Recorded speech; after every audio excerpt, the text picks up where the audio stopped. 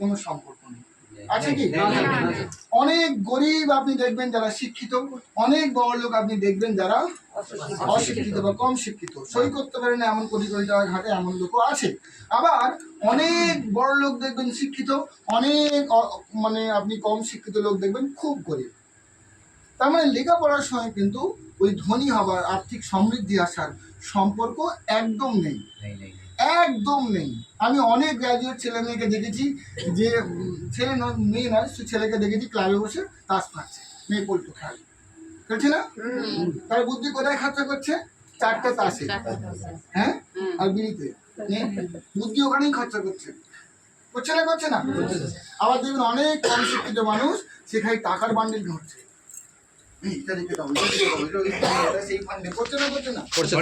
আমার মুখ যদি কেটেছে বুঝবে তখন।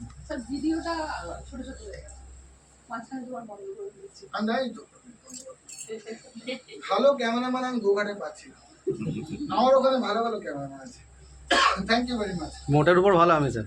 দেখা যাক বৃক্ষ তোমার নাম কি, আমি শেষে পরিচয়টা খারাপের থেকে ভালো হবে, অসুবিধা নেই, খারাপ থেকে ভালো হবে। তাহলে আপনারা কি ওই শক্তি জানতে চান? আমি আগে লেবুর উদাহরণ দিয়েছিলাম, কে কে শুনেছেন? লেবুর উদাহরণ, হ্যাঁ, লেবু উদাহরণকে শোনেননি? হাত তুলুন। আমি শুনেছি লেবু। দর্শক যদি শোনেননি বলেছে, শোনেননি? মাইন্ড ওয়ার্ক করাবো, লেবুর উদাহরণ দেবো। লেবুর উদাহরণ দেখি, হাত তুলুন দেখি, হাত তুলুন দেখি। লেবুর উদাহরণ থেকে দেখুন বেশিরভাগ লোক শোনেননি। বলি আমি তাহলে, আপনারা কল্পনা করুন একটা হোটেলে আপনি গেছেন, যে হোটেলটা 5 স্টার হোটেল। আপনি দেখলেন যে আপনার রুমের মধ্যে একটা বড় ফ্রিজ রাখা আছে। কি রাখা আছে? খুব বড় একটা ফ্রিজ রাখা আছে। যে ফ্রিজটা আপনার ইচ্ছা করলে একবার গিয়ে আমি খুলে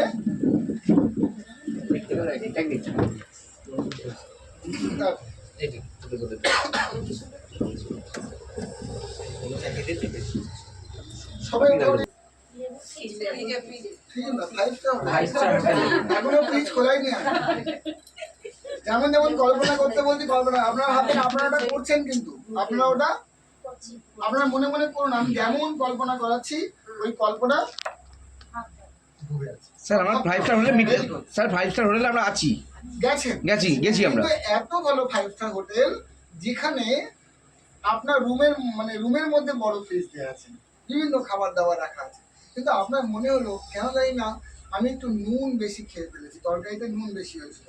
দেখবেন যে তরকারিতে নুন বেশি হয় তাহলে যদি আপনি একটা লেবু চিপে দেন নুনটা কমে যায়। জানেন এটা? দেখে জানতেন না? জানলে আমাকে 500 করে টাকা দেবেন। তো জানিয়ে দিলাম।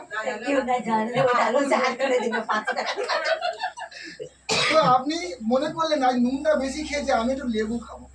ওখানে ছুরি রাখা আছে, আপনি একটা পাতি লেবু বার করে ওটাই কাটলেন, কেটে আপনার জিভটা বার করে একটা আধখানা লেবু পুরো দিন মানে চেপে দিন মনে মনে। আপনার সঙ্গে কি ঘটলো? হ্যাঁ, জিভে জল এসছে স্যার, জল এসছে, একটু বলুন তো। জিভে জল এসছে, গালে গালে জল এসছে, হাত তুলে আমাকে জানান। এসছে না? ভালো করে ভাবুন। আচ্ছা, আপনারা সত্যিকারে 5 স্টার হোটেলে গেছেন? না স্যার, অনুভব করলাম আর ভিড়লাম।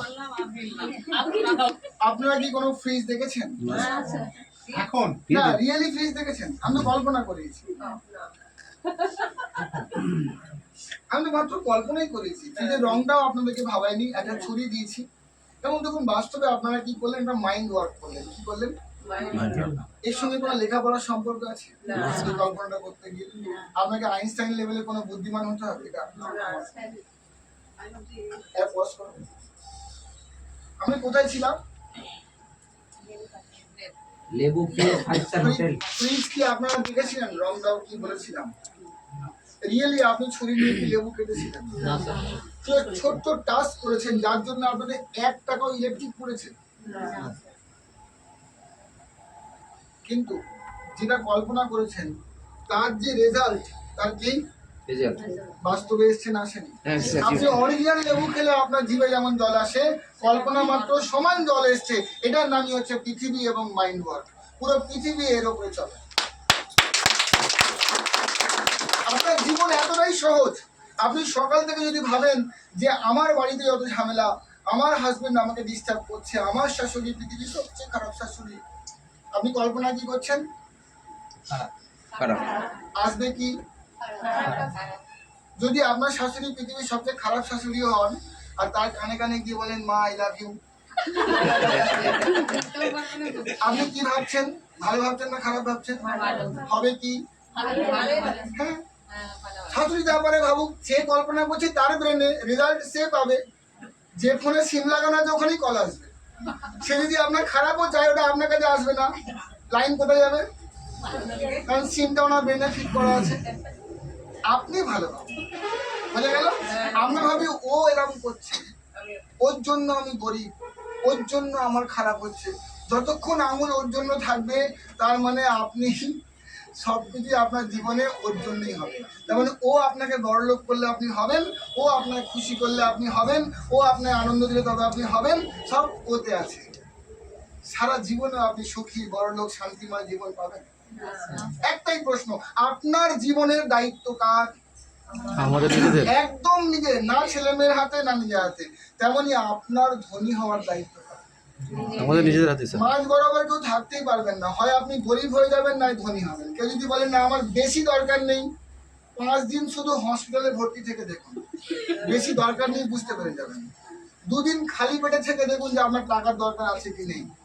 টাকা কামানোর জন্য যদি আপনি আজকে সচেষ্ট না হন, পুরো দিনটাকে ব্যবহার না করেন, আপনাকে গরিব হতে কেউ আটকাতে পারবে না, পারবেন না। আপনাকে গরিব হওয়ার জন্য যদি করতে হয় না, শুধু চুপ করে 8 খুঁড়োর মতো বসে থাকলেই গরিব হয়ে যাবে। স্যার কিসের মতো? 8 কিলো। শুধু চুপ করে গরিব হওয়ার জন্য আপনাকে কিচ্ছু করতে হবে না, একটাই করতে হবে, চুপ করে বসে থাকুন। বড়লোক হওয়ার জন্য এরকম গোঘাটে আসতে হবে, কাল রাত 12টায় শুয়েও আবার ভোরে 5:30টায় উঠে গাড়ি চালিয়ে এরকম করে মুম মুম করে শীতকালে আসতে হবে। এখানে রাস্তায় কোথায় ওয়াশরুম আছে খুঁজতে হবে, সেখানে গেলাম, এলাম, এখানে এলাম, এরকম ডায়লগ মারতে হবে। কাউকে কাউকে টাই পরা শেখাতে হবে, নাভির নিচে না নাভির উপরে কি কাণ্ড সব শেখাতে হবে, শিখতে হবে। এই করলে তবে আপনি ধনী হবেন। আপনাকে অ্যাক্টিভিটির মধ্যে থাকতে হবে। আপনার 24 ঘন্টা ওই অর্থ, প্রতি ঘন্টা হচ্ছে 1 লাখ টাকা, প্রতি ঘন্টা 1 লাখ টাকা। আপনি ওই লাখ টাকাকে ব্যবহার না করলে ওই লাখ টাকাটা জমে থাকবে না। আপনার ব্যাংকে যদি 1 লাখ টাকা থাকে, আপনি যদি খরচা না করেন আপনার জমে থাকবে। আজকের যে 24 ঘন্টাটা আপনি পেয়েছেন, যদি ঠিক জায়গায় খরচা না করেন বা কালকে জমে থাকবে না। আপনারা আমাকে বুকে হাত দিয়ে বলতে পারবেন যে আপনি আপনার জীবনের মূল্যবান টাইমটা পার ডে সঠিক ব্যবহার করছেন? না স্যার। না স্যার। মেসেজ যায়। তাহলে কারোর দিকে আঙুল তোলা আমাদের সাজে? না স্যার। না, না। আমার জীবনের জন্য আমার স্বামী দায়ী, আমার জীবনের জন্য আমার বউ দায়ী। হ্যাঁ স্যার।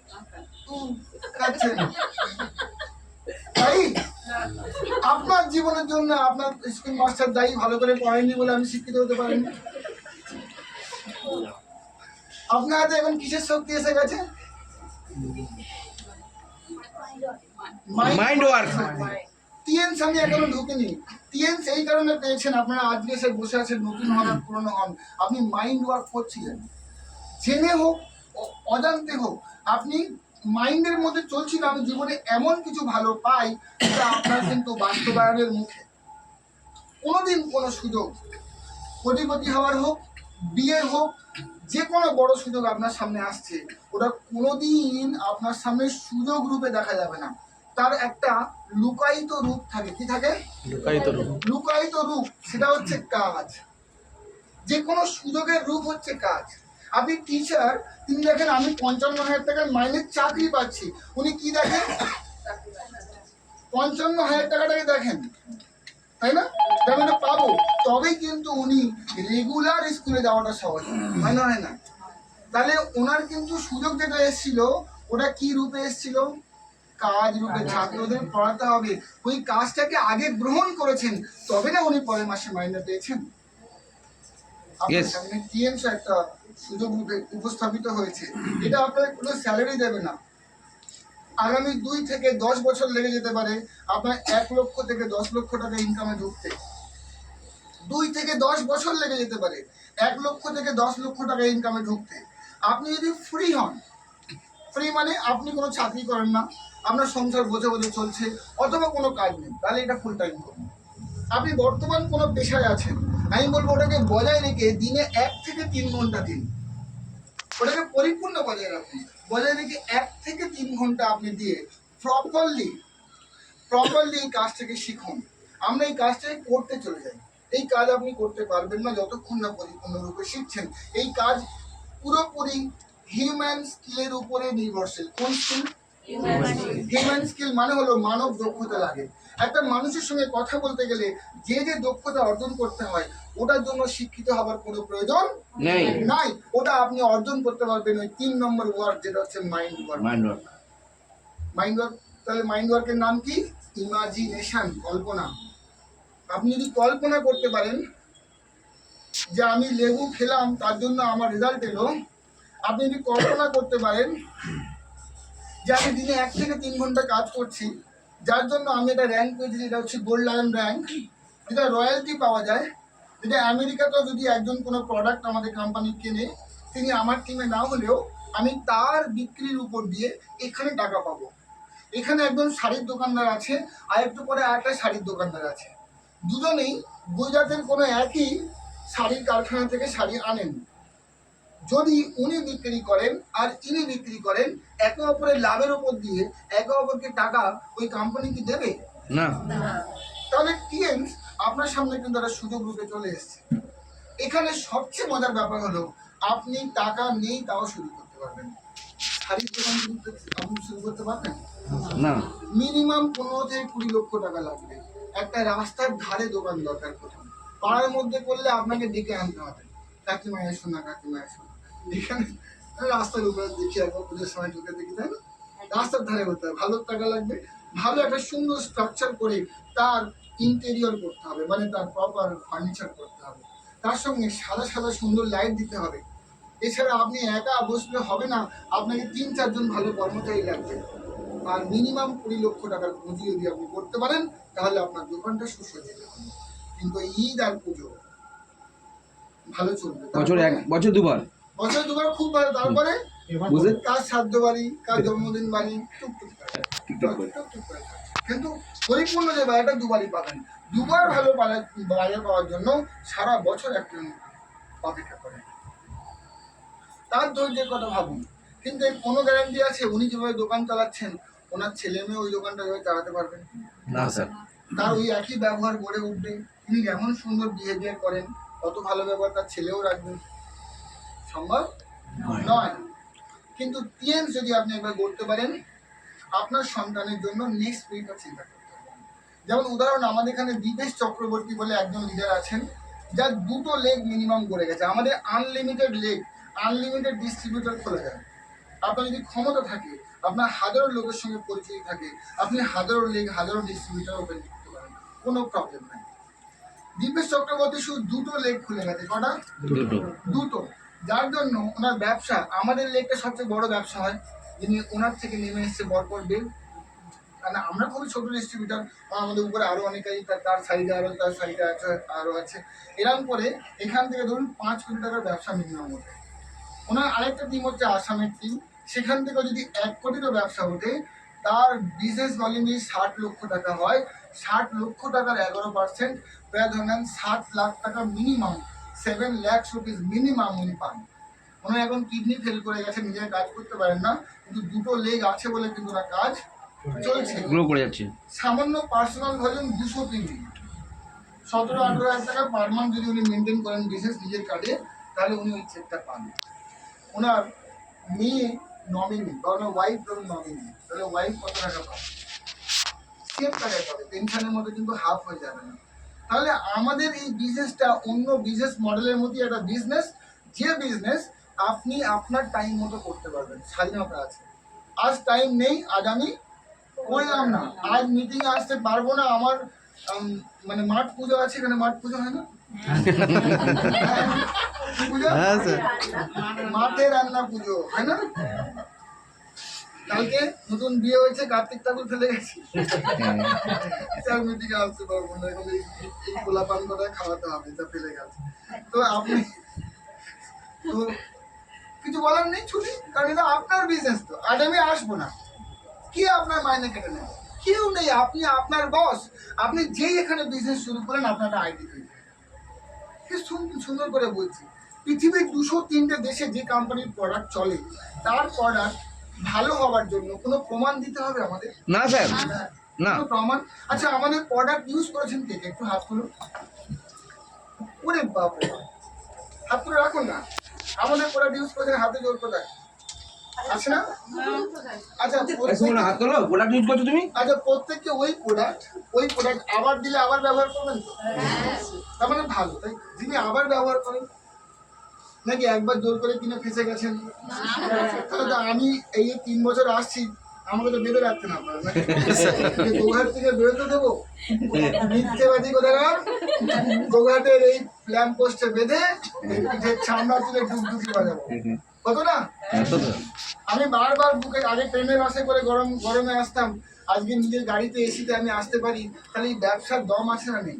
স্যার, যদি আপনি ধৈর্য ধরে 3 থেকে 4 বছর ভালো করে করতে পারেন, আমি বলছি আপনি নিজের গাড়ি নিয়ে 120 কিলোমিটার দূরে আপনি প্রোগ্রাম করতে যাবেন। আজকে আপ ডাউন আমার প্রায় 250 কিলোমিটার। সম্ভব, শুধু ধৈর্য, অর্ধাবসায় এবং আপনার টিমের সঙ্গে সঠিক ব্যবহার। দেখুন, আপনার দেখবেন একটা মারোয়ারিকে দেখবেন তার কাস্টমারের সঙ্গে কেরম ব্যবহার করে। যত লোকের ব্যবসা ধ্বংস হয়েছে, সম্মান ধ্বংস হয়েছে, সেটা কাস্টমারের সঙ্গে খারাপ ব্যবহার করেছে। এটা একমাত্র আপনার সার্ভিস বা প্রোডাক্ট যদি একটু খারাপ হয়, মানে তাহলেও কিন্তু চলে যেতে পারে, কিন্তু ব্যবহার যদি খারাপ হয়, আপনি তার সঙ্গে আচরণ যদি খারাপ করে ফেলেন, আপনি লিখে নেন ওই ব্যবসা টিকবে না, সেই লোকগুলো আপনার থেকে দূরে চলে যাবে। যে কোনো রাস্তার, যে কোনো ব্যবসার একমাত্র উন্নতির রাস্তা হলো যারা আপনাকে বিজনেস দিচ্ছে তার সঙ্গে সম্মানজনক ভালো আচরণ। এই একটাই রাস্তা আপনাকে আমাকে বাঁচাতে পারে, সেটাই, সেই পথে আমরা উঠবো, চলবো। আমাদের গুরুরা ওটাই আমাদের শিখিয়েছেন যে ভালো ব্যবহারের দ্বারা কি করে ব্যবসা বাড়াতে হয়। একটাই। আমি একটা মারোয়ারি ক্লায়েন্টের বাড়িতে গিয়েছিলাম, নাম বলছি না, ওনাদের এখন বর্তমানে খুব ভালো বিজনেস ছিল। তো ওনার ছেলে অসুস্থ হয়ে যাওয়ায় আর্থিক অবস্থা একটু দুর্বল হয়, কিন্তু এত সুন্দর ব্যবহার, তারা ভালো ফ্ল্যাটে থাকে, সেখানে খরচা হতে হয়, কিন্তু দমে নেই। ওনারা বাড়িতে চাদর, বালিশ, পাপোচ, টেবিল ক্লথ মতো হয়, ওগুলো একটা বাড়ির মধ্যে যা লাগে ওগুলো ব্যবসা বাড়িতে খুলেছেন, দোকানও করতে পারেন। হতো আমার সঙ্গে রাস্তায় দেখা হয়েছে, আমাকে এত সুন্দর ভালো ব্যবহার করে বলেন, স্যার একদিন আমাদের বাড়িতে আসবেন, আমরা অনেক কিছু তুলেছি, একবার দেখবেন যদি বাড়িতে লাগে। আমি যখন গেছি আমাকে জিনিস দেখাচ্ছে, স্যার আগে বসুন, আপনি 1 কাপ চা খান, আপনি এসছেন এটাই বড় কথা, আমি আপনাকে দেখাবো, আজকে কিনতেই হবে এমন কোনো ব্যাপার নয়, একবার দয়া করে দেখুন আপনি।